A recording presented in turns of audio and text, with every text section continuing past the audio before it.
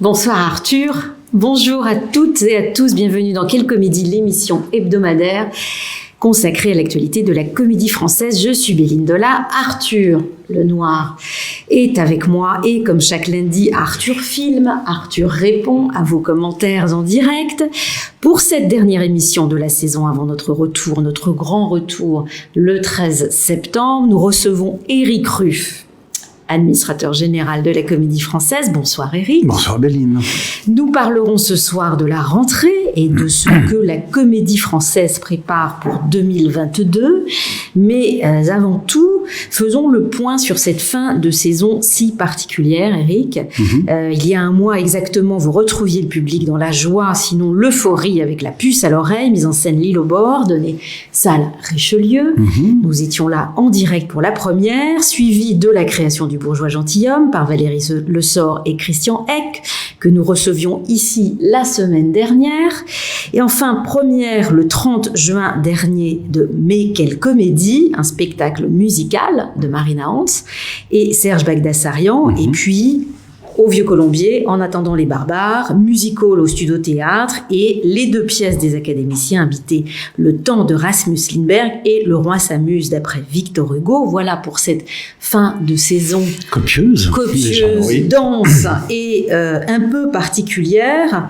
Je le disais, il y a un mois exactement, nous sommes à un mois exactement de la reprise, qui était donc le 5 juin 2021. Il n'y a plus depuis quelques jours seulement de restrictions de jauge, ce qui veut dire que les salles sont remplies.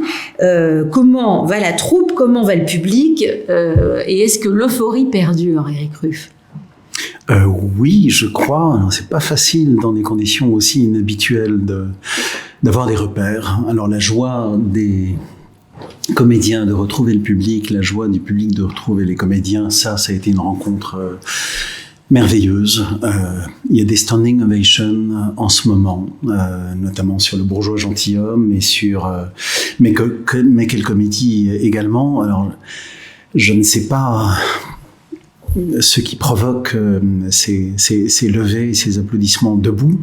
La qualité des spectacles, ça j'en suis sûr, leur générosité, mais je crois aussi que quand on travaillait en septembre dernier et octobre à Marigny, quand on pouvait jouer cette espèce de parenthèse enchantée, on a pu donner un petit peu des spectacles, on s'apercevait qu'il y avait toujours des saluts en plus, comme si les gens applaudissaient le plaisir d'être là à nouveau. Et là, je crois que quelques mois de restrictions en plus a créé une joie, et je crois que les gens sont debout du plaisir de retrouver. Maintenant, il reste des places, donc n'hésitez pas à venir, vraiment. Il reste des places, alors très peu pour Le Bourgeois gentilhomme qui bénéficie d'une couverture médiatique plus que laudative, magnifique. Et puis, il reste des places aussi pour Mais quelle comédie. Pourquoi ? Parce que, et pourtant, ce spectacle a joué 2 fois devant un public qui se lève à chaque fois pour applaudir l'exceptionnelle qualité, je crois que vous en avez entendu parler ici, des camarades qui chantent, qui dansent, qui jouent. Ce spectacle est né littéralement de l'expérience de la pandémie et de la séparation avec le public et de ce partage de la troupe sur le digital. Le bonheur de ce spectacle, c'est qu'il existe. La difficulté de ce spectacle, c'est que son nom vient d'être inventé et qu'il ne fait pas partie, même s'il est rentré au répertoire de la Comédie Française, il ne fait pas partie des grands titres, évidemment. Il est tout neuf, ce spectacle. Et puis, Avignon vient de commencer. Donc voilà, ça peut dire que la couverture médiatique n'est pas simple à faire. Le spectacle sera repris de toute façon à l'automne, mais vraiment, pour ceux qui nous regardaient depuis tellement de temps, pour ceux qui ont été curieux de la comédie continue, de la comédie continue encore, de la comédie reprend et de la comédie d'automne. Finalement, ce spectacle est vraiment le résultat de cette opiniâtreté et puis le résultat du fait qu'on s'est tellement dévoilé les uns aux autres, on s'est dévoilé à vous aussi. Le thème de ce cabaret est vraiment ce que c'est que d'être comédien à la Comédie Française. Vous l'avez beaucoup appris parce qu'on vous en a beaucoup parlé, mais il est vraiment issu de ça. Donc ceux qui ont goûté à nos outings successifs sur comment ça marche, qu'est-ce que c'est que d'être acteur. Venez vraiment voir ce spectacle. Encore une fois, les gens qui sont dans la salle se lèvent à la fin tellement c'est généreux. Je me posais la question des standing ovations, il n'y a pas si, en regardant justement Le Bourgeois Gentilhomme et celui-ci, je me disais, les dernières fois qu'on a eu ça, c'était le Cyrano de Bergerac. On a eu ça sur les damnés aussi. Les damnés, je crois que les saluts étaient presque plus de remerciements de prendre à bras le corps ce sujet-là et de ne pas oublier, d'en faire théâtre, d'en faire mémoire. Mais Cyrano de Bergerac, c'est cette œuvre évidemment tellement incroyablement généreuse en nombre de comédiens. L'histoire est tellement incroyable que les gens se lèvent à la fin. Puis la performance aussi de Cyrano, là en l'occurrence Michel Villermoz, jouer ce rôle-là qui est le plus difficile du répertoire, une sorte de presque de chose olympique où les gens se lèvent une fois qu'on arrive à la fin. Là pour le coup, Le Bourgeois Gentilhomme et Mes quelques comédies, je me suis dit mais en fait quand les spectacles sont généreux, ils sont très exigeants pour les acteurs. Hein.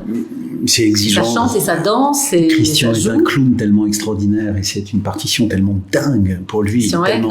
Il est tellement fou, mais il y a aussi le fait qu'il y a du théâtre noir, qu'il y a des marionnettes, qu'il y a presque des arrivées d'éléphants à la Royale de Luxe.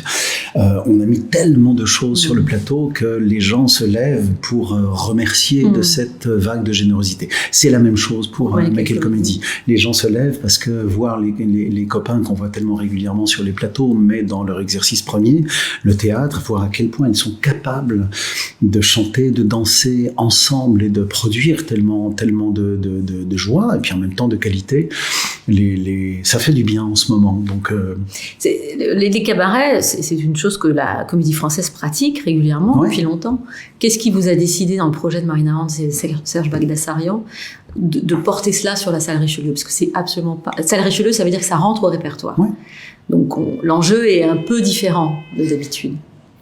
Mais parce que il y a tellement d'acteurs qui chantent et qui sont instrumentistes et qui sont vraiment musiciens. Dans cette troupe. Alors je ne sais pas si c'est... Si Muriel Mayette-Holz et moi-même avons engagé par goût, par intuition plutôt, alors on demande à chaque fois est-ce que vous chantez, est-ce que vous jouez d'un instrument, enfin ce genre de choses, ou si simplement c'est une génération qui, je ne sais pas, a développé, pas forcément dans les conservatoires de musique petits, mais a développé un appétit, une appétence pour la musique, la pratique instrumentale tellement dingue que sur plein d'acteurs, ils ont une qualité très, très, très grande, vraiment augmentée. Donc, ce que nous faisions au Studio Théâtre ou au Vieux Colombier, on a de quoi faire des grands spectacles avec à la salle Richelieu. Et il me semblait que ça a été vraiment prévu pour ça. On se disait, oui, ok, Le Hussard sur le toit, oui, La peste de Camus, L'amour au temps du choléra. On a tellement dit ces titres-là et leur malheureux parallèle avec ce que nous vivions. J'avais envie, et je me disais que ce serait dans l'appétit des gens de faire un spectacle léger, généreux, joyeux, où on rit, on s'émerveille, tout simplement, ce genre de choses assez simples qu'on vient chercher aussi dans les salles de spectacle. Donc je me disais que symboliquement, c'était fort de le faire là. Et puis la salle Richelieu a un ventre suffisamment grand pour accueillir tous les styles et toutes les acceptions théâtrales. On peut y faire des inventions littéraires comme Poussière de Lars Norén, et on peut aussi inventer des grands divertissements comme ça. Se divertir, ça fait du bien. Alors, toute cette programmation de fin de saison sera reprise à l'automne? Oui, absolument. Pourquoi?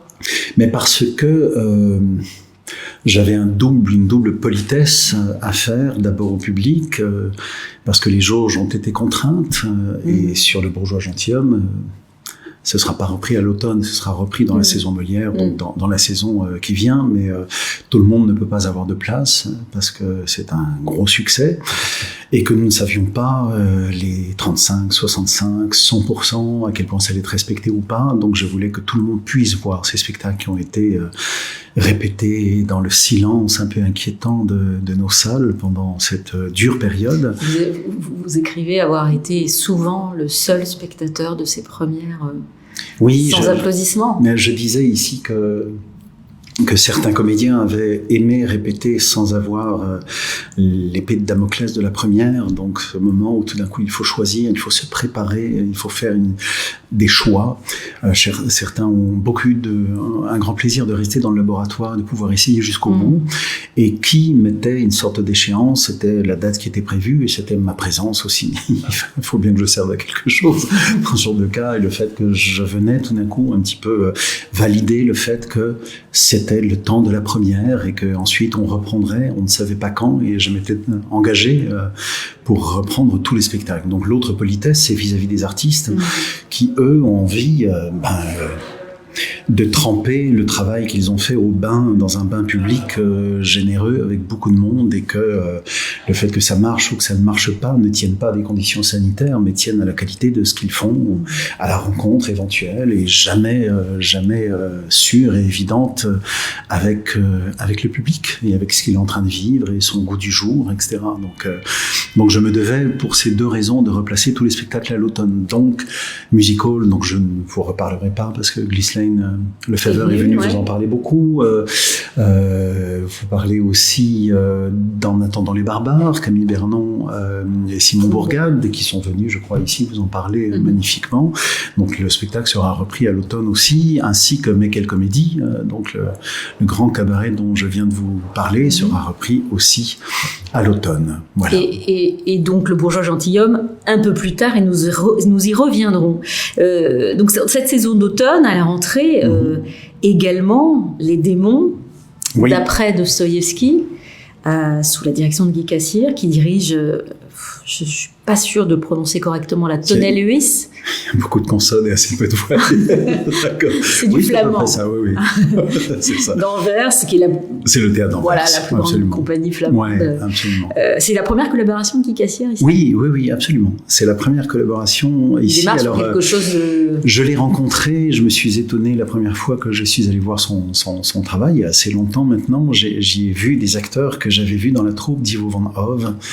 Et donc, je me suis souvenu à ce moment-là que Ivo est anversois lui-même, même s'il dirige, lui, la troupe d'Amsterdam. En fait, ils sont habitués de la maison. Oui, absolument. Ils sont de la même génération.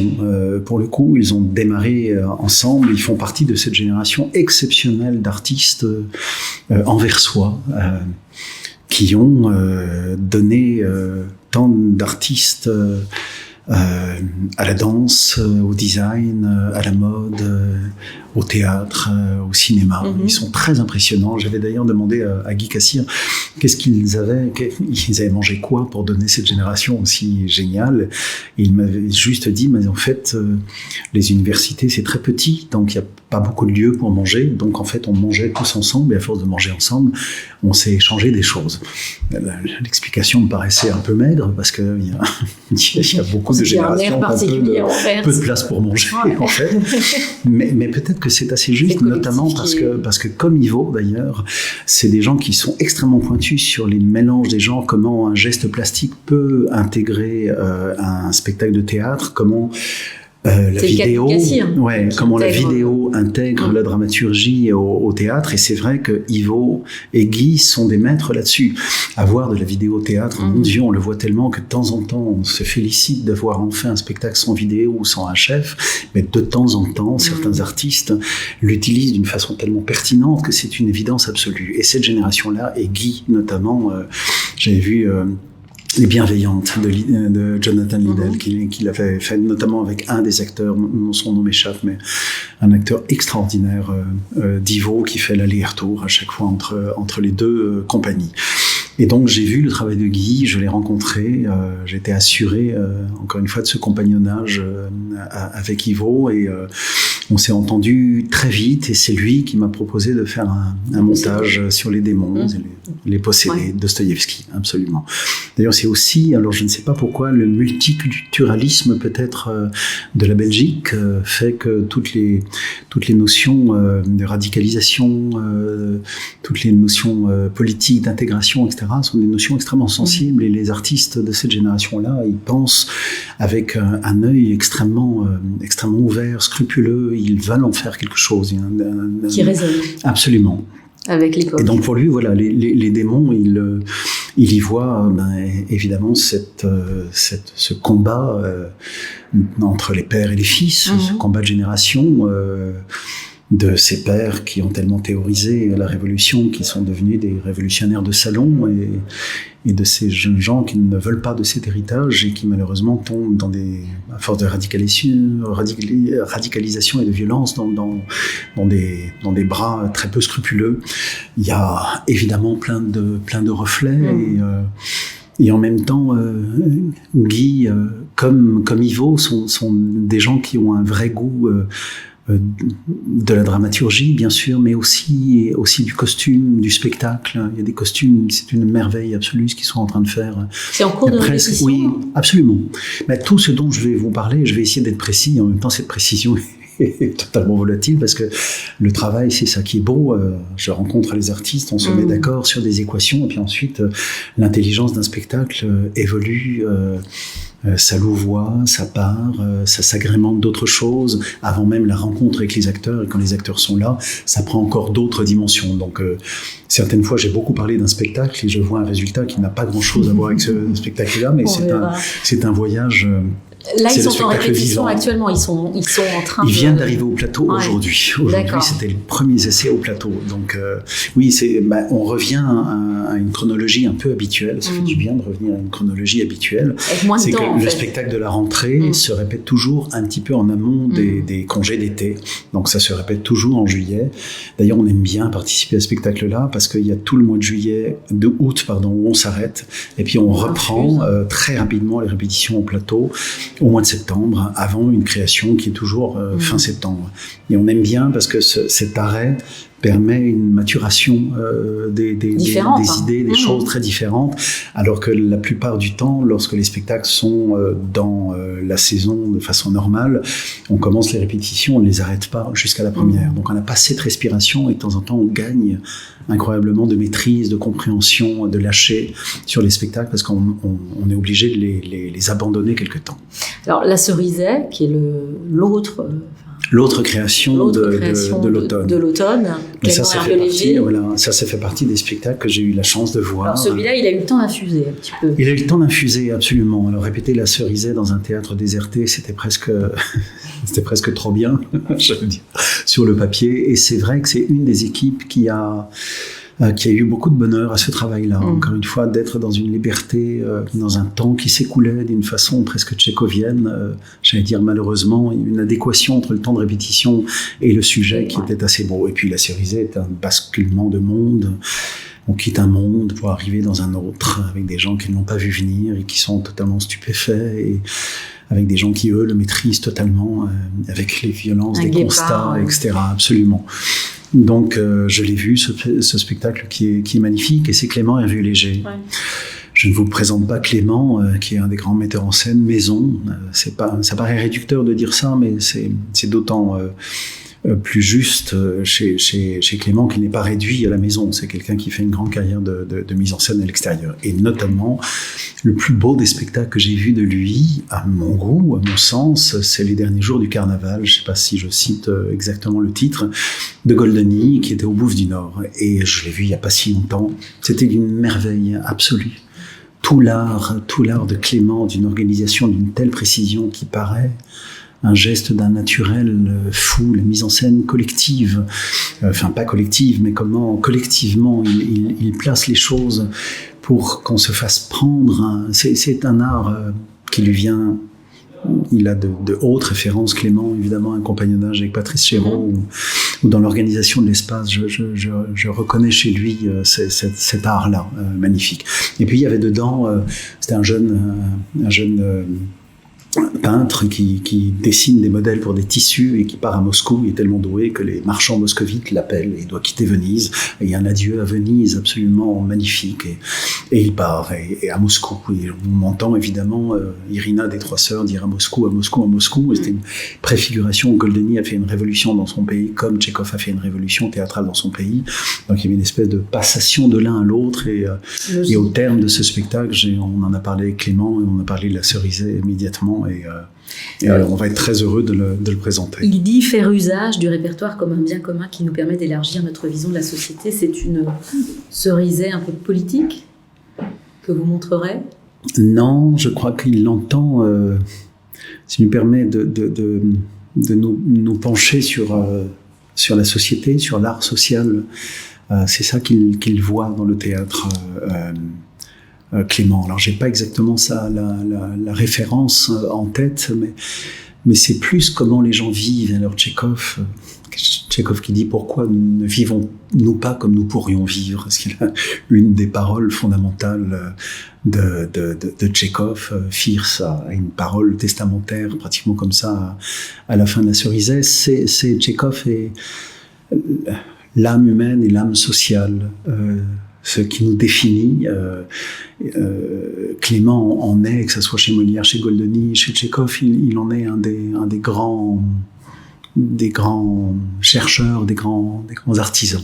Tchekhov, c'est un auteur que l'on aime jouer lorsqu'on est acteur ou actrice. Ça fait partie des auteurs avec lesquels on prend beaucoup de plaisir. Parce que je sais qu'il y a des auteurs on a beaucoup parlé de cela avec Claudel, par exemple. Quand on arrive à comprendre la langue de Claudel, ça devient...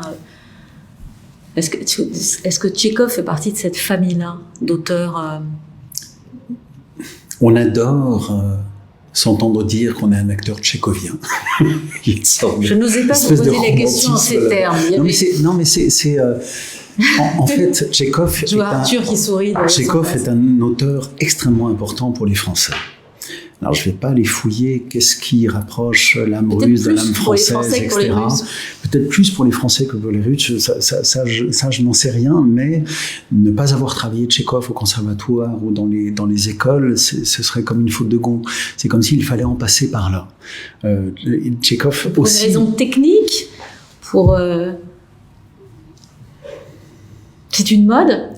Non, non, c'est pas une mode. Par contre, Tchekhov subit des modes, ce qui fait qu'on n'arrive jamais à savoir exactement comment ça se joue. Quand j'étais à l'école, on disait que Tchekhov en fait ne disait rien et que c'était entre les phrases que tout était dit. Ouais. Et puis ensuite j'ai travaillé avec Françon qui dit absolument tout est dit, tout est absolument dans le texte.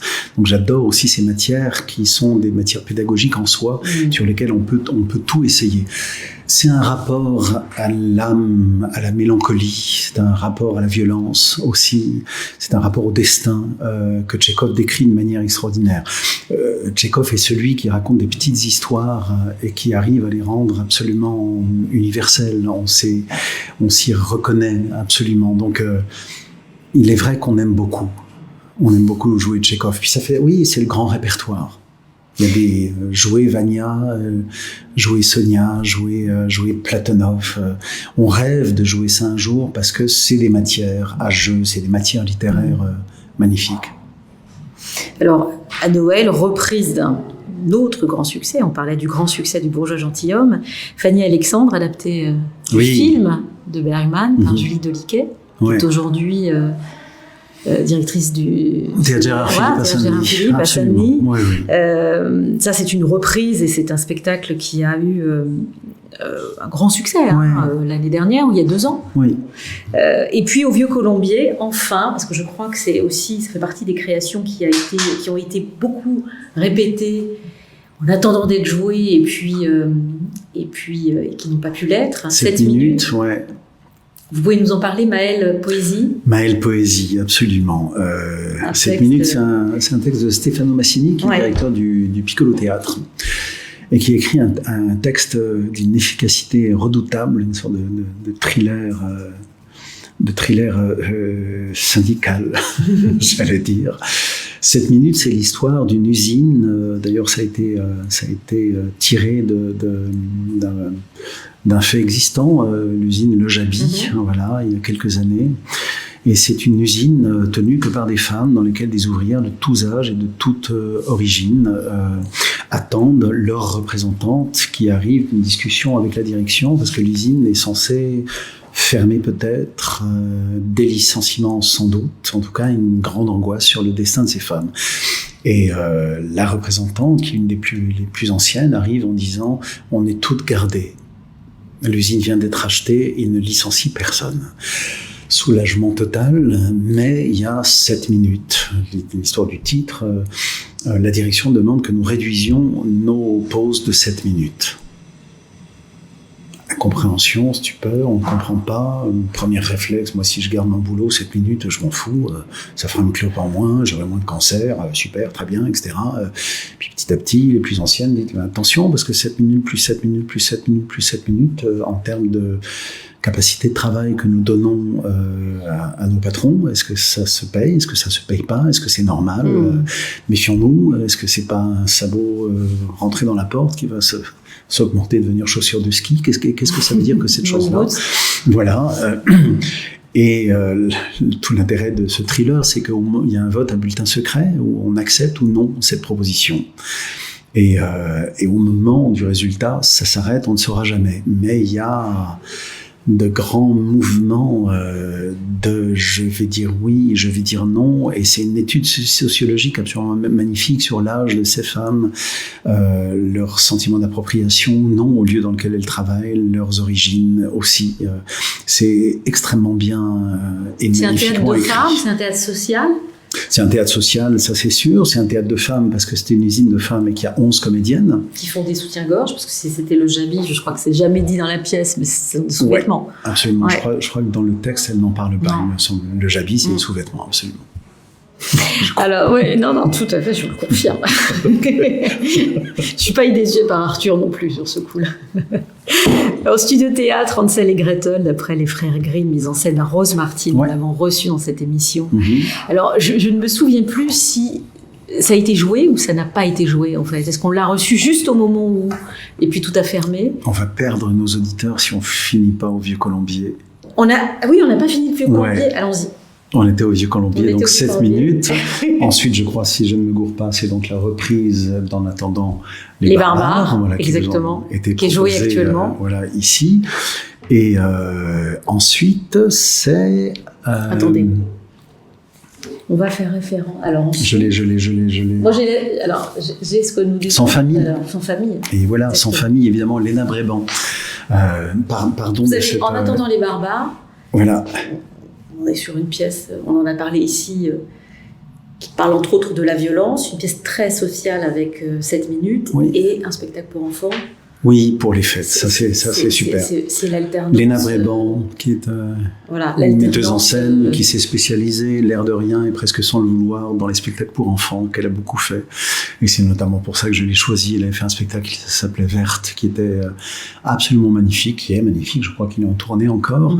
Et Léna s'est emparée de son famille. Hector Malo, je ne vous résume pas l'histoire, on la connaît, et elle a fait encore un spectacle que j'ai eu l'occasion de voir seule dans la salle.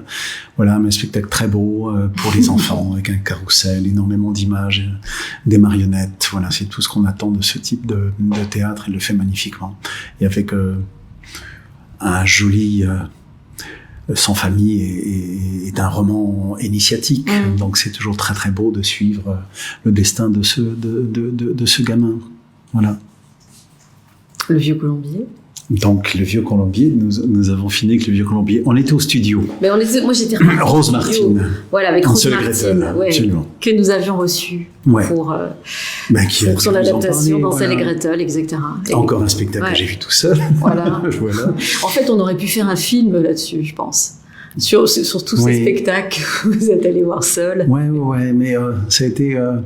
moi, j'ai assisté une ou deux fois vous étiez presque seul. Mais c'est vrai que vous étiez seul face à la troupe. Oui, quelques personnes à chaque fois. Mais j'étais seul pour parler avec la troupe, qu'on soit 10 dans la salle ou je sois tout seul. Ça reste des drôles d'atterrissage, sur lesquels ils ont été très patients. Et encore une fois, tout cet automne n'est finalement que l'atterrissage de l'ensemble des spectacles qui ont été répétés dans ces conditions-là et pour lesquels ce sera une joie pour les interprètes et les équipes artistiques de pouvoir enfin les donner. Et avoir enfin des acteurs pour Hansel et Gretel. Rose Martin est haïtienne et elle travaille en Guyane avant tout, puis évidemment sur Paris. Elle est issue de la formation du Conservatoire de Paris qui s'appelle Jouer et mettre en scène, donc elle a double casquette et elle s'est emparée de ce conte avec toute sa culture à elle, notamment sur les conteurs. Voilà, c'est Gaëlle Camilindi qui est absolument magnifique et qui donc elle a reformaté, elle a repris à son compte tout ce conte avec la tradition créole aussi, ou les sorcières, ou celles qui annoncent les mauvaises nouvelles, ou celles qui impressionnent, font absolument partie du temps, de la société, des nouvelles. Donc c'est là où on s'aperçoit que ces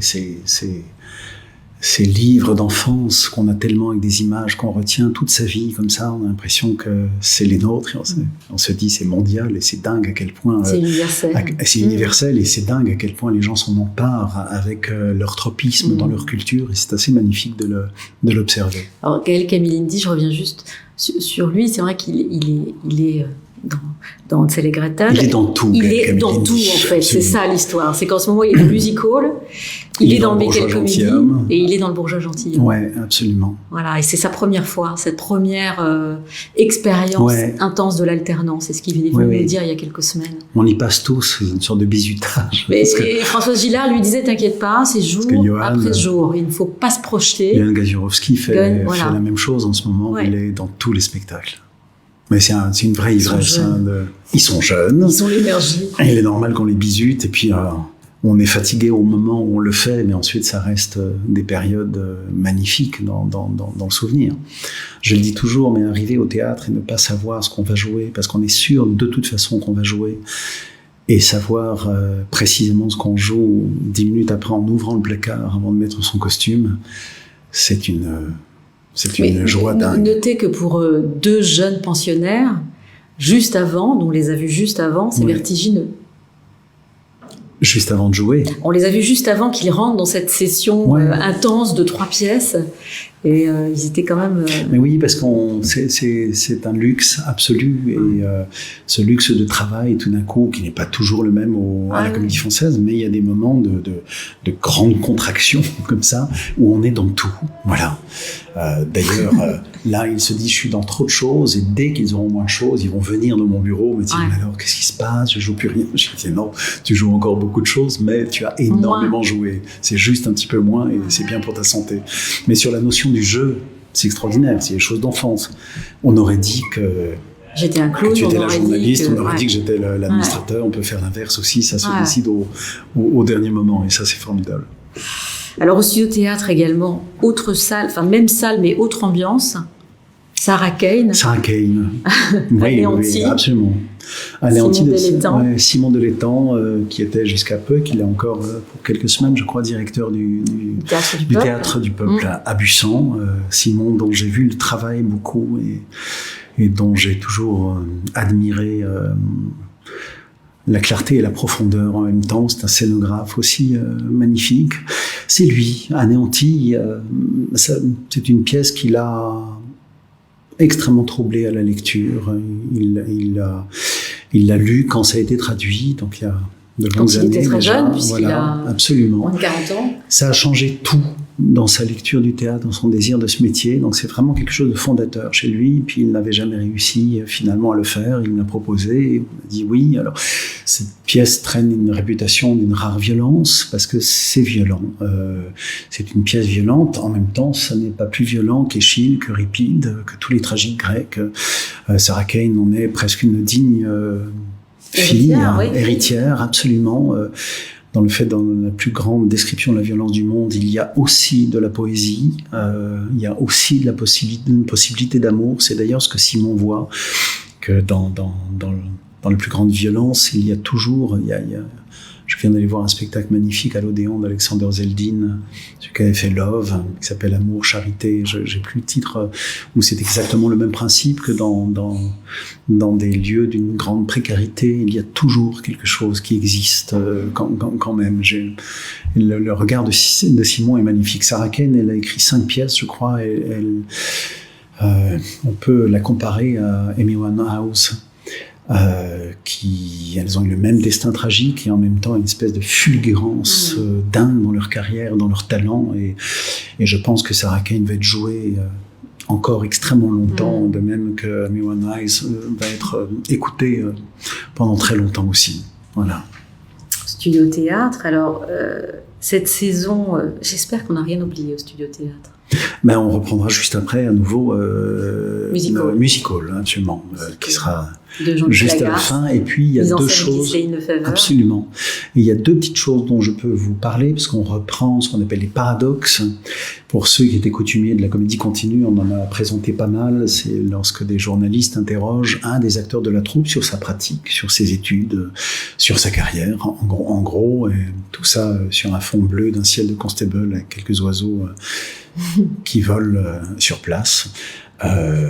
Et ce sera Catherine Salvia, qui est une de nos grandes comédiennes, grande sociétaire honoraire, et qui a gardé un amour pour la troupe, et la troupe a gardé un amour pour elle qui ne se démentira jamais, je crois, et qui va venir nous raconter un petit peu ses secrets de fabrication. Puis Bakary, Sangaré, c'était les deux paradoxes qui devaient se faire, qui étaient dans la programmation, qui a été arrêtée. C'est au Studio Théâtre, absolument. En public. Voilà. Donc ça, je crois que c'est l'ensemble de ce que nous faisons, cette première partie étant vraiment... le reliquat est un mot violent, vraiment le résultat de tout ce qui a été travaillé, encore une fois, dans le drôle de silence de nos salles de répétition, tout le moment et les mois où les acteurs pouvaient se rencontrer entre eux, mais ne pouvaient pas rencontrer le public. Donc, saison automnale extrêmement dense, qui laissera place à une saison exceptionnelle. Et d'ailleurs, je le dis pour l'équipe, et je le dis pour Géraldine Martineau, qui est une pensionnaire de cette maison depuis quelque temps, qui a travaillé La Dame de la Mer d'Ibsen. C'est pareil, j'ai vu le spectacle, et lui, je n'ai pas réussi à le replacer, donc il sera replacé à l'automne 22, voilà, après la saison Molière, mais pour les acteurs qui ont travaillé dessus et l'équipe artistique, je ne vous ai pas oublié, comme je vous ai dit. Vous n'êtes pas condamné, ce sera, et le public n'est pas condamné du tout à ne pas le voir, ça existera. Absolument. Bon, là, vous avez complètement spoilé ma transition. Donc, elle est exceptionnelle, entièrement consacrée à Molière. Voilà. Le patron, tel qu'on l'appelle ici, Place Colette. Alors, pourquoi lui consacrer une saison entière, puisque de janvier 2022 à juillet 2022, la troupe ne jouera que Molière, ou des pièces, ou des textes qui feront référence à Molière. Pourquoi ? Il semblerait qu'il y ait un anniversaire. Oui, c'est le 400e anniversaire de sa naissance, en tout cas de son baptême. Voilà, le 15 janvier, 15 janvier 1622. Voilà. Qui était La Fontaine, a eu 400 ans, va avoir 400 ans, je crois, en juillet, me semble-t-il. Donc, c'est l'aîné de quelques mois de Molière. Et Molière, 400 ans, voilà, nous sommes dans sa maison, dit-on. Nous sommes en pure filiation, en passage d'acteur à acteur, sa troupe, toujours, perpétuelle. Donc c'est peu dire que l'anniversaire du patron est un rendez-vous que nous ne pouvons pas manquer, qu'on peut rater, mais on ne peut pas le manquer. En tout cas. Alors vous dites, s'il est une maison de théâtre où l'on ne sait pas comment on doit jouer Molière, c'est bien la sienne. Oui. Pourquoi ? Mais parce que on pense toujours... C'est toujours une énigme. C'est une énigme. Ah oui. Plus vous... je sais que je ne sais pas. Plus vous connaissez, absolument. Mais plus il s'éloigne. La fréquentation qu'on en a, on joue Molière toujours. Alors il y a des années où on le joue plus que d'autres, mais on fête son anniversaire chaque année. Et, le 15 janvier. Et on cultive son théâtre, on cultive sa mémoire. Je dis ça tout le temps, mais il n'y a pas longtemps, je suis allé féliciter Johann Gazirovski, qui joue Cléante dans Le Malade imaginaire. C'est le 8e Cléante de cette production-là, de Claude Stratz, que nous allons redonner. On tournait la 500e de cette production-là, et j'étais le premier Cléante de cette production, donc lui, le 8e. Il y en a eu beaucoup dans la troupe. Il y a eu Laurent Stocker, notamment. Il y a eu, et Loïc Corbery était là, qui était le second Cléante. Et on était un club de Cléantes, comme ça, sur le même spectacle. Et ce qu'on peut se passer les uns les autres sur, pas Molière, mais sur comment ça se joue. Comment est-ce qu'on n'arrive pas à le jouer? Pourquoi on tombe toujours dans les mêmes panneaux? Quelles sont les précisions à essayer de trouver? Tous dans les mêmes panneaux? Ben, on se file. J'ai toujours coutume de dire qu'il y a deux Molières à la Comédie Française. Il y a celui qui est archivé à la bibliothèque. Il y a celui sur lequel se penchent des universitaires, des chercheurs. Et c'est un portrait évidemment qui est le plus exact possible. Et il y en a un autre. Je me suis toujours intéressé sur ce drôle de paradoxe. Les acteurs vont très très peu à la bibliothèque. Alors, ils sont peut-être paresseux, ou ils ont des vieux souvenirs de CDI qui font qu'ils n'ont pas envie d'y aller. Voilà, des mauvais souvenirs de CDI. Mais c'est aussi, je crois, parce que nous, on cultive le nôtre de Molière.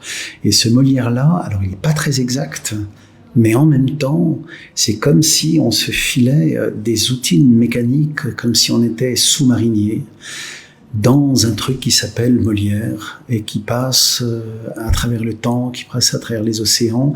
Et nous, on est attentifs à la vibration de la carlingue. Comment on fait? Attention, à ce moment-là, ça va trembler un petit peu, mais c'est pas inquiétant. Là, c'est un moment à ne pas rater. Ne t'inquiète pas, tu vas te trouver très mauvais. Mais en fait, cette scène-là, on n'arrive jamais à la réussir. Il y a un fading. Ne t'en inquiète pas, ça n'est pas toi. C'est la construction même de l'œuvre. Tous ces trucs-là, on se le passe. Et puis, Molière était un homme de théâtre, avant tout. C'était un homme amoureux, c'était un père, c'était un directeur de théâtre, c'était un acteur, c'était un metteur en scène, c'était un écrivain. Donc tous les rapports humains, nous on les vit. Ce que vivait Molière avec sa troupe, nous on les vit avec tous les metteurs en scène. Ce que les acteurs de Molière vivaient entre eux, nous on vit exactement la même chose. Il y a eu des enfants de la balle, nous faisons des enfants de la balle. Voilà, les amours à l'intérieur se perpétuent, les typologies se perpétuent. Il faut toujours des gens. C'est toujours dur de jouer Zerbinette et Toinette parce qu'il faut rire. Voilà. Et une Véronique Vella aurait été engagée immédiatement par Molière pour ses capacités au rire inextinguible et au rire qui se passe. Nicole dans le bourgeois gentilhomme, absolument. Ouais. Donc nous, ce Molière-là, il est pas très exact. Il n'est pas scientifique du tout, il est sans doute un faux ami, il est sans doute pas vrai, mais à chaque fois je me dis il est une réalité celui-ci. Donc si on devait le rechercher, la figure universitaire, la figure scientifique et la figure totalement fantasmée par les acteurs devraient se mettre ensemble et peut-être que là on arriverait à définir quelque chose qui serait lui. Il est tellement incroyablement polysémique, tellement prolixe, tellement dingue sur les thèmes qu'il aborde, tellement dingue sur la modernité de ces thèmes-là, tellement dingue sur ses pieds de nez, tellement dingue sur ses révolutions, tellement dingue sur ses difficultés, tellement dingue sur son humour, son acre et âpre humour sur lui. C'est quand même lui qui s'écrit dans Le Malade imaginaire, alors qu'il joue Argan à côté du fauteuil dans lequel il va cracher du sang, qu'il crève, ce Molière, je lui donnerai jamais la moindre petit truc.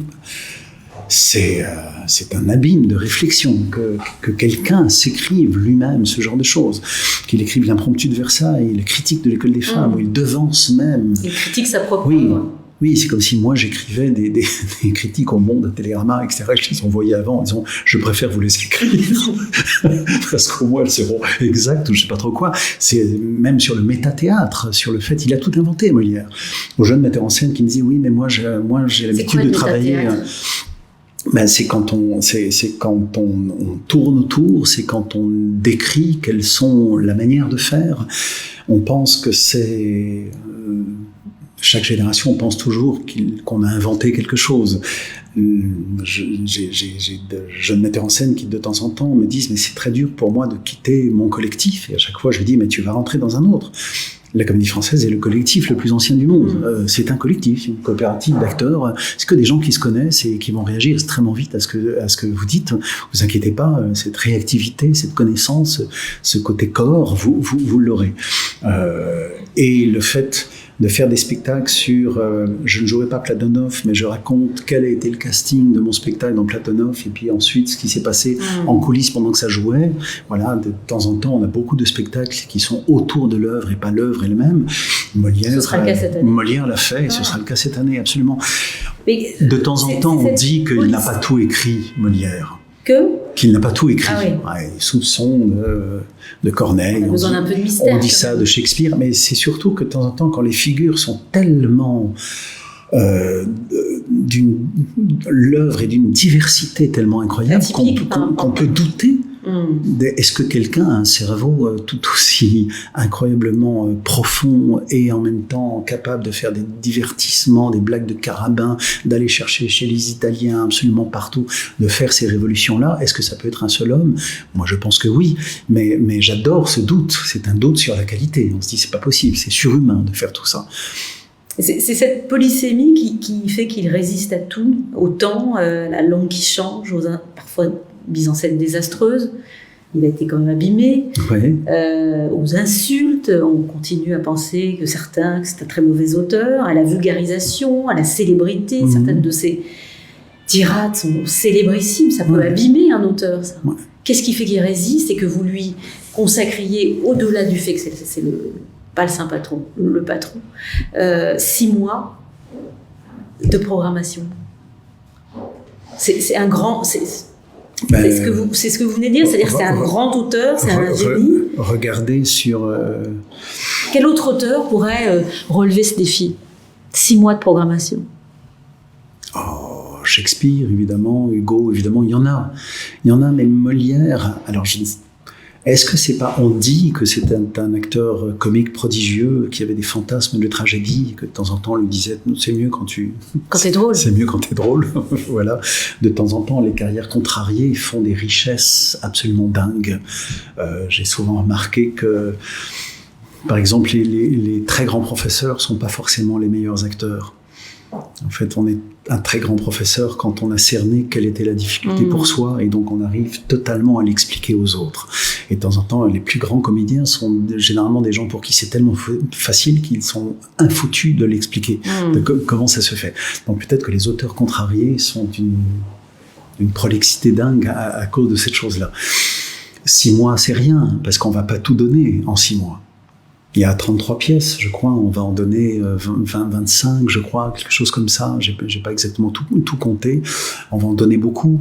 On ne peut pas tout donner, on n'aurait pas le temps, mais on pourrait tenir beaucoup plus longtemps. Vous amusez avec des tas de formes différentes, c'est-à-dire qu'il permet ça. Il y a une, encore une fois, une plasticité dans son œuvre. Comme nous, on ne sait pas comment ça se joue, Molière. C'est la seule autorité qu'on peut dire.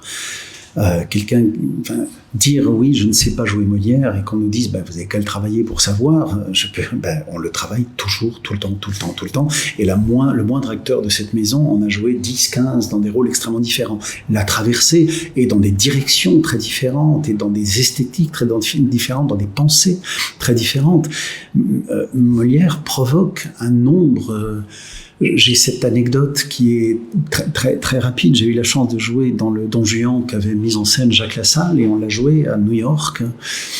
Et à New York, ça riait beaucoup. On était assez étonnés que Don Juan fasse rire, parce que pour les Français, Don Juan est une pièce très mystérieuse. Jouvet, Villard, etc.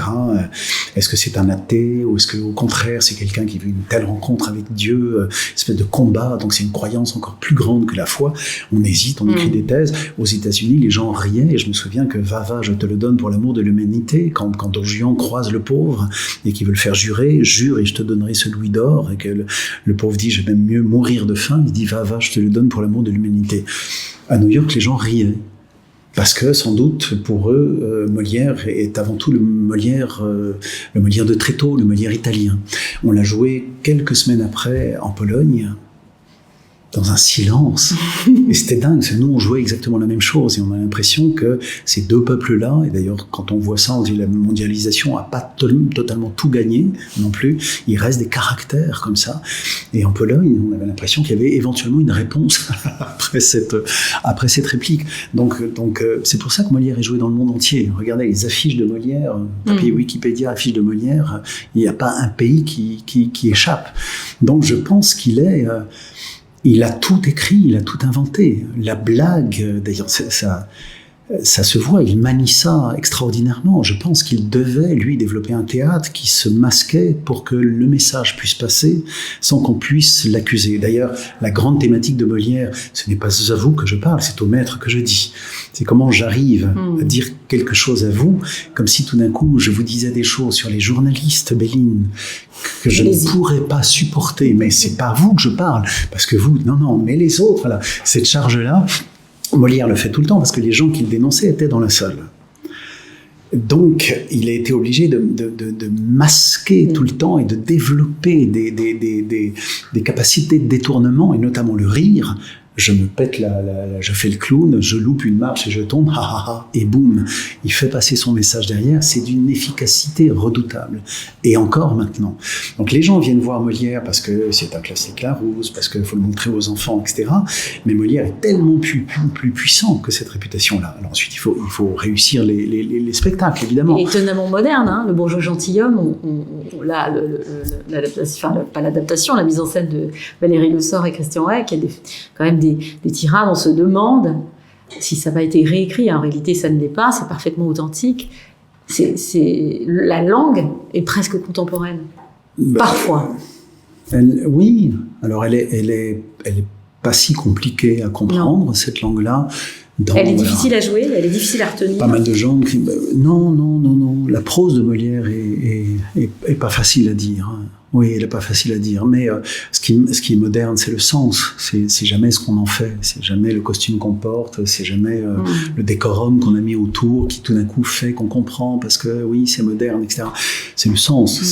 C'est l'art de l'acteur qui est capable de sortir une réplique extrêmement classique en ne changeant rien, mais on a l'impression qu'il vient l'inventer et que ça sort tout d'un coup d'une bouche, oui, moderne, contemporaine. C'est ce qu'on fait. Mais Molière, les thèmes de Molière, c'est extraordinaire. Le bourgeois gentilhomme, c'est extraordinaire. Et en même temps, c'est une tendresse folle. On ne peut pas reprocher à quelqu'un de vouloir apprendre la différence entre la prose et le vers. On ne peut pas reprocher à quelqu'un de vouloir apprendre l'almanach pour savoir quand est-ce qu'il va pleuvoir ou pas. C'est d'une grande tendresse, et en même temps, voilà, le malade c'est imaginaire. d'une grande humanité. C'est une grande humanité, le malade imaginaire. Alors, on a vu quelques diafoirus sur les plateaux de télévision qui venaient nous expliquer le virus, pas le virus, etc. Mais s'il y avait que ça dans le malade imaginaire, mais il y a aussi une thématique absolument dingue qui est je joue le mort. Louison fait semblant de mourir, Argan fait semblant de mourir pour voir la réaction de sa femme et de sa fille. Ça, c'est un fantasme depuis le début de l'humanité, de se dire « j'aimerais assister à mon propre enterrement pour savoir qui pleure pour de bon ou pas ». Fantasme de la mort clinique, combien etc. les gens vont être tristes. Voilà, absolument. Et les gens hurlent de rire à ça, tellement c'est effrayant que d'avoir cette expérience-là, absolument. Alors le premier spectacle, c'est le Richelieu, à ouvrir la saison. Je finis juste sur le portrait, vu qu'on ne sait pas comment le jouer, la seule chose qu'on puisse faire, en fait, cette la seule chose qu'on puisse faire, c'est accumuler les possibilités. Ouais.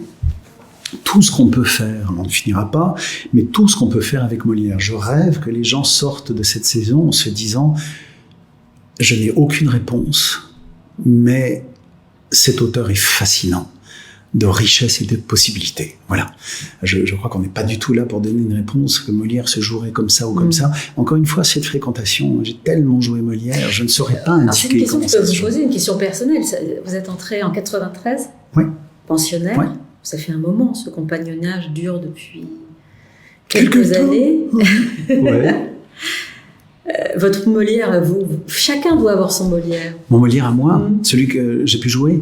Non, votre Molière intime, l'idée que vous vous en faites au fond, la représentation que vous en avez et qui vous est personnelle, au-delà des personnages. Mais moi, c'est le Molière des acteurs, c'est le Molière acteur. Moi, j'ai du mal à le dire, parce qu'en fait, c'est le fait de vivre une carrière avec cet auteur-là, pas avec les bustes, mais avec la fréquentation de son théâtre. Les bustes, les portraits qui avec toute la place Colette. C'est la fréquentation de son théâtre. Et cette possibilité-là, moi j'ai un grand souvenir qui est l'Amphitryon, monté par Anatoly Vassiliev. Grand souvenir, parce que Vassiliev est un maître absolu. Et il nous expliquait Molière...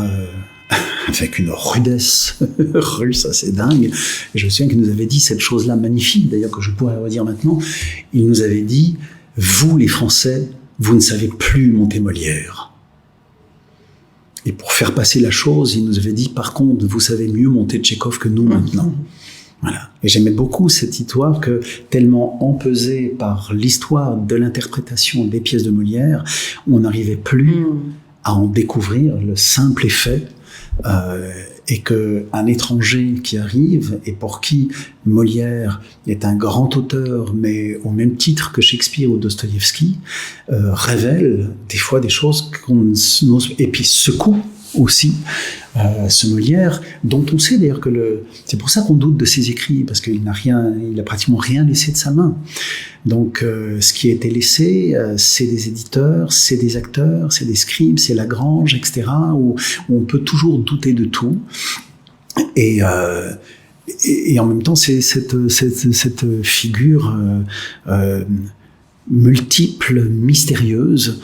C'est le Molière que j'ai moi, c'est celui qui est capable de rudesse, un grand amour, de ce qui se passe dans une famille. Voilà. C'est des histoires de famille, et lui vivait au sein d'une famille. On dit toujours, oui, ce métier, le Comédie Française, c'est une grande famille. Donc on soupçonne toujours ça un peu de complaisance, comme on est entre nous, on se laisse passer des choses. En fait, c'est pas ça. C'est juste que ça soit une famille, mais c'est pas une famille complaisante. C'est justement dans les familles, on se permet très souvent des franchises et des remontées de bretelles assez extraordinaires parce que ça ne se ferait pas en dehors d'une famille. Donc en fait, c'est plutôt dans la vérité et la rudesse de ces... et ça, Molière, son théâtre en est plein. Donc c'est par ce biais-là que je vais le chercher. Et pour revenir à la saison, Ivo Van-Hove, oui, à un étranger. Absolument, à Ivo. Étranger, pas de ce théâtre, parce que ce sera sa troisième collaboration, les damnés, Electro-Reste, et là le Tartuffe. Il a déjà monté Molière, Ivo. Tartuffe dans une version avant censure. Absolument, une version très curieuse, alors qui a été... il y a une conjonction, j'adore ces hasards-là, il y a une conjonction entre le désir de densité d'Ivo, qui veut toujours que ses spectacles soient compacts, denses, rapide. Il aime bien quand c'est très, très, très, très fort. Et il a commencé à me dire, est-ce que je dois tout monter? Et j'ai dit, Ivo, si tu t'empares d'un Molière, tu n'es pas obligé de tout monter. Je te permets. Et c'est un J'ai cas. pas grande autorité là-dessus, mais je pense que Molière peut se bousculer. Je pense que on ne respecte pas un auteur en respectant l'ensemble des virgules qu'il n'a jamais écrites lui-même. Je pense que là, on a une erreur. La génuflexion devant le buste, de temps en temps, c'est pas respecter un auteur. Aller le chercher dans ses contradictions, bouger son théâtre, en douter, c'est sans doute une manière de mieux le respecter. Donc je disais d'abord, Ivo, non, tu n'es pas obligé. Notamment, encore une fois, la plupart des pièces de Molière, la fin, c'était toujours pour dire au roi, mais bien évidemment, tout ce que je dis n'est pas pour vous. Parce que le personnage qui arrive à la fin, comme un grand Salomon, va faire sa justice, tout en disant que c'est la justice royale, et il n'y aura pas de problème. Il est sûr que quand on monte ça, nous, à chaque fois, les dernières pièces, les dernières scènes des pièces, où un personnage qui s'appelle Oulexan, ou comment s'appelle-t-il dans l'Avare, Anselme, le père qui arrive et qui découvre qu'il a une famille qui pensait morte avec les pirates, ça c'est impossible à jouer. Très compliqué à jouer, on déteste ça, parce que pour nous, le théâtre est fini. La force, le muscle dramaturgique, il est fini, et il y a cette chose-là qui est un peu une politesse. Donc Ivo était très heureux que je lui permette de boxer avec la matière, et puis il s'avère que Georges Forestier, qui est un des plus grands historiens et chercheurs sur Molière, a reconstitué d'une manière scientifique, historique et dramaturgique, la version dite censurée. Elle n'a joué qu'une fois, et immédiatement après, le roi, censuré par Louis XIV, oui, a dit non, en tant que représentant de l'Église catholique. Il ne pouvait pas passer au-delà de la charge que son auteur préféré mettait sur le plateau. C'était impossible, donc c'était immédiatement censuré. C'est une pièce en 3 actes, où il y a notamment pas les histoires des amoureux, où il y a évidemment pas l'exempt à la fin. Ces pièces que on a l'impression que c'est le personnage de Théorème de Pasolini, c'est-à-dire celui qui rentre et qui fait éclater l'ensemble de la famille, et qui a presque gagné, parce qu'à la fin, il n'y a pas de rédemption, il n'y a pas de punition. On en ressort avec un doute. C'est très tendu, et en fait, Molière, 5 ans après, a redonné le Tartuffe ou l'imposteur. La première s'appelle le Tartuffe ou l'hypocrite, Tartuffe ou l'imposteur, qui elle, a été donnée en 5 actes, et donc il avait mis l'exempt, il avait mis un peu de crème sur le gâteau avec les amoureuses qu'on aime bien, les histoires, mon Dieu, la pauvre chérie, elle est malheureuse, etc., pour faire passer la charge. Et donc Ivo la densité qu'il demandait, il l'a trouvée. Et en plus, c'est assez rigolo parce que je crois que cette pièce a été donnée de façon universitaire, avec des essais, etc. Mais je crois que théâtralement, en tout cas à la Comédie Française, c'est presque création mondiale dans le sens où on va donner pour la première fois la version d'origine qui n'avait été jouée qu'une fois. Et du temps de Molière, donc pas à la Comédie Française. En 1664. Voilà, absolument. Alors, deux autres créations à la salle Richelieu. L'Avare, ouais. L'île au bord. L'île au bord, je ne la présente pas. Non, l'île au bord, la puce à l'oreille. Voilà. Et qui avait fait, entre autres. Le goût des autres. Exactement. Qui avait fait énormément de spectacles au Vieux Colombier à la salle Richelieu. L'îlot, je lui ai demandé, j'ai dit, est-ce que tu veux bien t'emparer d'un texte de Molière? Il dit, oui, mais oh là là, il y a tellement de références et on a parlé de l'Avare et elle n'osait pas parce que la référence, Catherine Hegel l'avait montée magnifiquement avec Denis Podalides il n'y a pas si longtemps. Donc elle dit, mais je l'ai vu, je n'oserais pas. Je lui ai dit, écoute, Lilo, relis-le. Et en fait, elle s'est tellement marrée à la lecture. C'est là, objectivement, c'est un auteur de dingue. On n'a pas besoin de savoir. On se dit, ça va être marrant, mais c'est beaucoup plus marrant qu'on ne le pense parce que tout d'un coup, l'écriture nous saute au visage. Donc, elle a dit, OK, l'Avare, c'est Laurence Stocker qui va jouer l'Avare. Et elle est suisse-allemande. Et alors, avec une influence anglo-saxonne forte, elle a travaillé à Londres. Mais elle est dans son esthétique, dans ses souvenirs d'enfance, elle est du côté du Lac Léman, et dans sa pratique du jeu, notamment physique, elle est du côté anglo-saxon. Donc elle est super intéressante pour nous, Lilo. C'est pour ça qu'on l'aime beaucoup, parce qu'elle est vraiment multifacette là-dessus. Et je crois qu'elle a découvert, en tout cas, l'avarice de ce personnage lui a fait penser à quelques gazons extrêmement bien coupés du bord du Lac Léman de certains banquiers. Elle va transposer tout ça. Je pense qu'on va les chercher dans ces tranquillités-là. Et la troisième, Jean-Baptiste, Madeleine, Armande et les autres, d'après Molière, Julie de Liquet. Oui, mais on a parlé un peu de Julie tout à l'heure, qui avait fait ce Vania, ce Fanny Alexandre. Voilà, Julie, dans Fanny Alexandre, elle a toujours besoin de pouvoir créer des matières avec des matrices différentes. Dans Fanny Alexandre, c'était le roman, la série, le film. Et là, j'ai dit à Julie, est-ce que tu veux bien faire t'emparer de Molière? Et est-ce que tu veux bien faire un spectacle à la Julie de Liquet? Est-ce que tu veux bien prendre des matières que tu mélangerais? Notamment pour prouver dans la maison de Molière qu'on a le droit de patcher des choses, de mixer des choses, qu'on a le droit d'aller chercher, de construire avec. J'adorerais que les gamins puissent sortir en se disant, mais j'ai le droit de faire ça avec Molière. Dire oui, c'est une matière à jouer, c'est une pâte à modeler tellement incroyable qu'on peut s'en servir. Donc Julie, elle a pris l'école des femmes, la critique de l'école des femmes et l'impromptu de Versailles. Et en fait, ce qu'elle veut raconter au milieu de tout ça, c'est la figure de Molière, évidemment, qui se fait lui-même sa propre critique, qui se met en abîme en train de diriger ses propres comédiens. C'est ce que j'appelle, moi, le Molière pyrandélien, celui qui se cherche lui-même à travers son théâtre. Et Julie a écrit, j'adore ce titre à la Sautet, Jean-Baptiste, Madeleine, Armande et les autres. Et les trois petits points, on pourrait arriver, et Christophe Montenez, et Didier Sandre, et Dominique Blanc, qui seraient les derniers sociétaires. Finalement, cette matière-là, le Molière des acteurs, je pense qu'il va trouver un droit d'être cité et d'être mis à l'œuvre dans ce spectacle. Voilà. Alors, salle Richelieu, je cite quand même les reprises. Bien sûr. Extraordinaire, le misanthrope, mise en scène Clément Hervieux-Léger, c'est une reprise, le malade imaginaire, Claude Schratz, la 9e fois. Oui, avec Guillaume Gallienne. Les Fourberies de Scapin, Denis Podalides, avec Benjamin Laverne dans le rôle de Scapin, et Le bourgeois gentilhomme, qui est actuellement joué et qui sera repris non pas donc à l'automne, mais pendant cette saison Molière. Ça, c'est pour la salle Richelieu.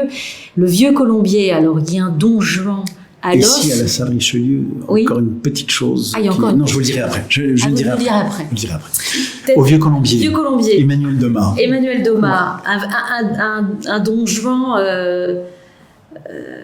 presque à la table, ouais. avec un détail extravagant. Emmanuel, c'est celui qui a monté il n'y a pas longtemps Marivaux au Vieux-Colombier, qui avait monté aussi La pluie d'été de Duras au Vieux-Colombier, qui a monté un Candide aussi au Studio Théâtre. Les acteurs adorent Emmanuel, c'est un directeur d'acteurs absolument dingue. Et il y a une telle précision chez lui que je dis, mais est-ce que tu voudrais pas, toi, prendre un Molière et le faire sans décor, pour qu'on rejoigne dans cette paupérisation peut-être un geste de tréteau, un geste essentiel de départ. Il m'a dit, bon, très bien, super, alors qu'est-ce que je dois prendre? Je dis, regarde dans les pièces pas très connues. Et il est revenu en disant, Don Juan, c'est possible. Je dis, ouais, c'est super comme pièce pas connue. Très bien, mais super, Don Juan. Et alors la petite histoire, j'avais été fasciné, Agathe Sanjuan, notre spécialiste de Molière de notre bibliothèque musée, m'avait appris qu'en 1922, donc au 300e anniversaire, la Comédie Française avait donné l'intégralité de Molière, et notamment un très vieil argument qui n'avait pratiquement pas été joué depuis Molière, qui est le Don Juan ou le Festin de Pierre. Et donc, en fait, c'est grâce à cette intégrale que cet argument a été ressorti et qu'ensuite, des metteurs en scène extrêmement connus comme Villard, Jouvet, etc., et plein d'autres ensuite, ont fait que le Don Juan, maintenant, on fait un micro-trottoir, c'est la pièce de Molière qui va être citée pratiquement en premier. Donc, il m'amuse que de donner cette pièce au Vieux-Colombier, dans un bifrontal, pratiquement sans décor. Et ils veulent faire à 5 comédiens, donc en plus ils jouent la convention. Non seulement il n'y aura pas de décor, mais en plus les 5 comédiens vont jouer l'ensemble des rôles, avec sans doute, je pense, des travestissements à vue. Donc on revient au Molière acteur absolu, sur le fait que de temps en temps on dit un texte, un acteur, ce serait suffisant, et c'est une démonstration de ça qui va vous être proposé. Et alors votre duo, une partie des Serges, Stéphane Bonnevar-Rupen et Sébastien Podreau, vont s'attaquer aux précieuses ridicules. Voilà. Bon, j'ai lu un peu ce qu'ils en racontent. L'idée étant de s'inspirer de ce qui se passe sur les réseaux sociaux, si j'ai bien compris. Voilà. Mais les précieuses ridicules sont ridicules parce qu'elles se donnent l'obligation d'exister vis-à-vis des autres en suivant des modes, et nous sommes dans un monde où si on n'a pas quelques likes et quelques bonnes followers, comme on dit, voilà. Donc en fait, il ne change absolument rien au texte de Molière. Je pense qu'il va y avoir 2-3 guitares électriques posées dans les coins aussi, les connaissants, voilà. Tout se passe bien. Mais je pense qu'ils vont pointer quelques ridicules contemporains qui vont nous faire rire de nous-mêmes. Autre création, le Crépuscule des singes. Oui, on attend 25 mars, il faut attendre un peu. Crépuscule des singes, d'après les vies et œuvres. Ça aussi, c'est une... Louise Vigneault. Voilà. Louise Vigneault, qui, avec une autrice... elle était partie en fait sur le roman de Monsieur de Molière de Bulgakov, qui est un des romans absolument magnifiques sur la figure de Molière. Et puis en fouillant un petit peu, le Molière révolutionnaire, le Molière censuré, Bulgakov dans les années 30 a été un auteur censuré et révolutionnaire aussi. L'un s'étant passionné pour l'autre, évidemment, l'inverse serait anachronique, mais justement, elle va convoquer ces deux figures-là dans leur semblable, dans un effet de miroir de ces deux figures d'auteurs géniaux, révolutionnaires et censurés pour les mettre en perspective. Donc c'est une création complète. Ça fait partie de ces spectacles qui sont en train de naviguer. On a posé une équation avec Louise, qui avait fait la Phèdre de Sénèque au Studio Théâtre. On a posé une équation, voilà, et j'avais dit à Louise, tu n'es pas obligé de monter un Molière, tu peux aussi faire un spectacle autour de Molière, sur l'idée où qu'est-ce que Molière à toi, jeune femme, metteuse en scène de ton époque, qu'est-ce qu'il t'a légué. Et donc elle a travaillé sur cette idée-là, et j'aime beaucoup ces créations qui sont mouvantes et qui vont trouver leur inscription à la première. Ce sera le Crépuscule des singes. Autre création mouvante, D'où rayonne la nuit, impromptu musical, on parlait de lui, Johann Gazorowski, qui est acteur, musicien, je crois qu'il est batteur, et chanteur. Alors lui, s'attaque à une sorte de... Mais au tout début, on s'était dit que... si on gardait tous les rendez-vous que nous avions, rendez-vous contemporains, spectacle pour enfants, cabaret, etc., et qu'on mettait Molière partout, ça fonctionnait. Donc on s'est dit, Molière a travaillé avec des musiciens et avec lui, et de grands musiciens, lui, Charpentier, etc., et Et qu'on sait aussi à la cour de Louis XIV les musiciens qui sont passés, une espèce de mécénat royal qu'il y avait sur des grandes figures comme ça. Donc faire un cabaret baroque, puis moi j'avais très envie, les copains ont beaucoup montré leur capacité à jouer de façon moderne, voilà, avec des instruments très électriques. Et je me disais, mais est-ce qu'on pose les guitares et est-ce qu'on s'amuse à chanter baroque, des polyphonies baroques? Est-ce que ça c'est possible? Et ils s'est emparé de cette idée-là. Il va faire un cabaret. Ils n'ont peur de rien quand même. Non, mais ils auraient tort. Ils sont doués quand même.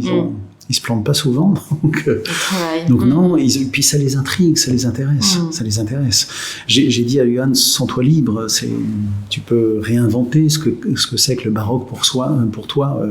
Ne t'oblige pas à être absolument sur le trémolo tel qu'il faut le faire, mais amuse-toi, ne serait-ce qu'à ces polyphonies-là qui sont souvent très belles. Donc il y aura une viole de gambe, un théorbe, et puis quelques pensionnaires et sociétaires qui vont s'amuser à cette chose-là. J'ai confié aussi à Johan de se mettre en fidélité par rapport aux quelques cabarets que nous avons fait ces dernières saisons, où j'aime bien qu'il y ait de la dramaturgie, que ce soit pas juste on chante et c'est un espèce de florilège de chansons. Il y a toujours quelque chose qui se rencontre, et lui il a déjà, là, je viens de le croiser, il me dit, mais tu savais qu'il chantait en playback? Je dis, comment ça en playback?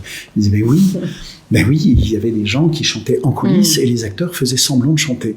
Comme ça se fait de temps en temps à l'opéra. Moi, j'ai déjà vu ça quand le ténor ne va pas chanter parce que c'est l'italienne avec orchestre, ou même à la première, et c'est quelqu'un qui dans la fosse chante et lui il fait tous les trucs, voilà. Donc il est rentré dans l'histoire de tout ça et il va nous en ressortir un cabaret. Voilà. Ensuite, Lisa Guèze. Oui, Lisa Guèze, exactement. Lisa Guèze que j'ai rencontrée au Festival Impatience. Voilà, on ne sera jamais Alceste. Voilà, c'est une metteuse en scène qui est chercheuse aussi et qui connaît très très bien Molière, et qui tout d'un coup, et qui adore la pédagogie, elle s'est souvenue que Louis Jouvet, qui était un grand professeur, grand pédagogue, grand professeur au conservatoire, a écrit des leçons de théâtre sur Molière, sur les grandes scènes de Molière, qui sont absolument lisibles encore maintenant. Ce sont des leçons pour quiconque. Et on se souvient d'Elvire Jouvet 40 que Brigitte Jacques-Wageman avait monté, qui avait fait un grand bruit. Là, en fait, c'est les leçons sur la première scène. Je la connais bien parce que j'ai joué Philinte, la première scène du Misanthrope.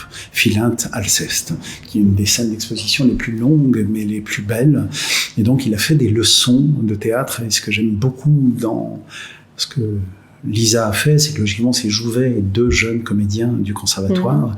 Et là, les deux jeunes comédiens s'appellent Gilles David et Michel Villermoz. On ne peut pas dire que c'est Perdreau de l'année. Voilà, en tout cas, ils sont en pleine maîtrise de leur métier. Et j'aime beaucoup que la figure de Jouvet soit jouée par Claude Mathieu, qui est notre doyenne aussi. Donc en fait, on va redonner autour de Molière les leçons pédagogiques de Jouvet. Et c'est aussi une manière de rentrer dans ce répertoire, dans sa difficulté, dans son bonheur, d'une manière formidable. Et avant les trois Singulis, qui sont des reprises, je crois, le mariage forcé de Molière, Louis Arène, qui passait, Louis Arène, qui était pensionnaire. Oui, absolument. Et Louis est un spécialiste des propres, mais il fait des masques, Louis. Il fait des masques qui ne sont pas des masques de commedia dell'arte, qui sont des masques presque chirurgicaux, d'ailleurs dans des matières extrêmement modernes maintenant. Il fait des masques très intéressants qui sont vraiment faits sur le visage des acteurs.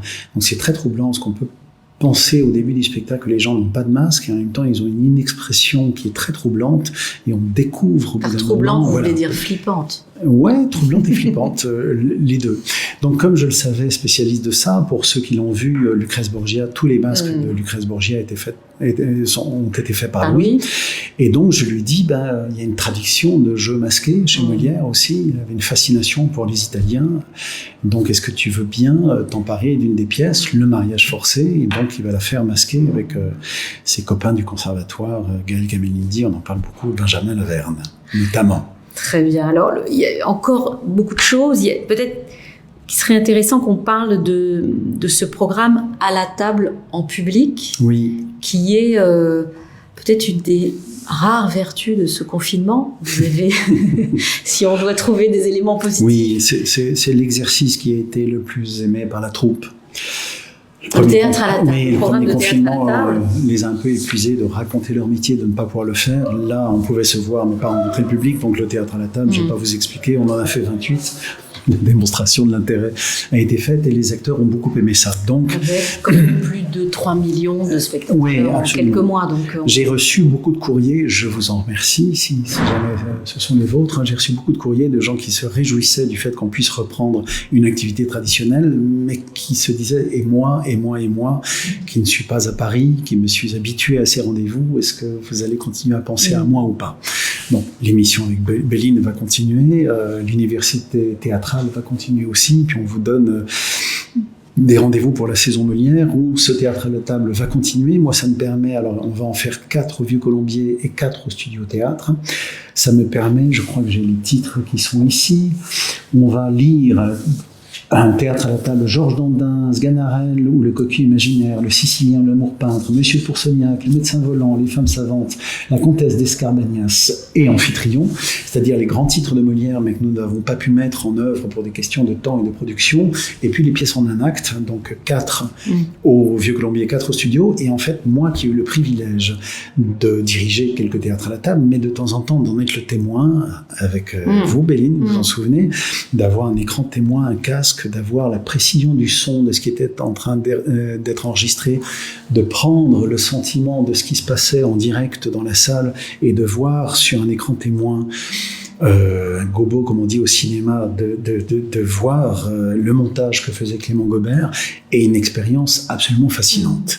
Donc je me suis dit plein de fois, c'est dommage que le public ne le voit pas. Donc ce qu'on vous propose, c'est d'enregistrer de la même manière. C'est des spectacles qui vont être travaillés en quelques jours, exactement comme le théâtre à la table, et puis filmés en une fois et diffusés ensuite. Simplement, les spectateurs, cette fois-là, cette seule enregistrements pourront être dans la salle aussi et auront un écran témoin.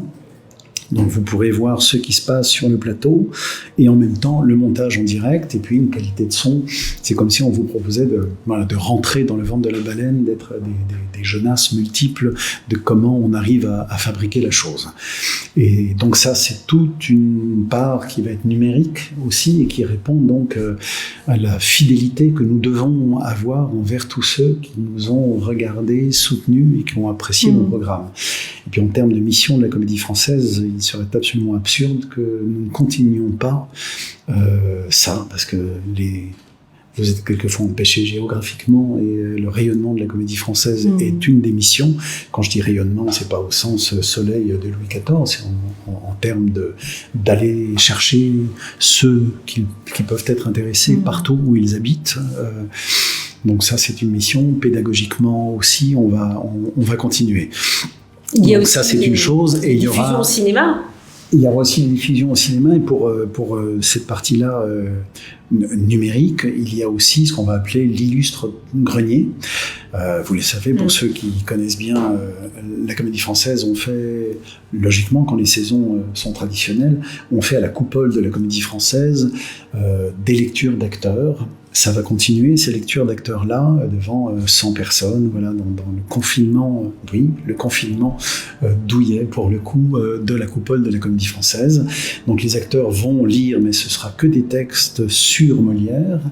Et puis, il y aura aussi des sortes de conférences, donc le tout va s'appeler l'illustre grenier, des conférences notamment de Florence Neugrette, de Georges Forestier, dont je vous parlais, de Clément Hervieux-Léger, Agathe Sanjuan aussi, qui vont parler de Molière d'une manière évidemment extrêmement documentée et savante pour un public qui sera là en présentiel, et puis aussi ce sera filmé et nous vous offrirons aussi toute cette programmation.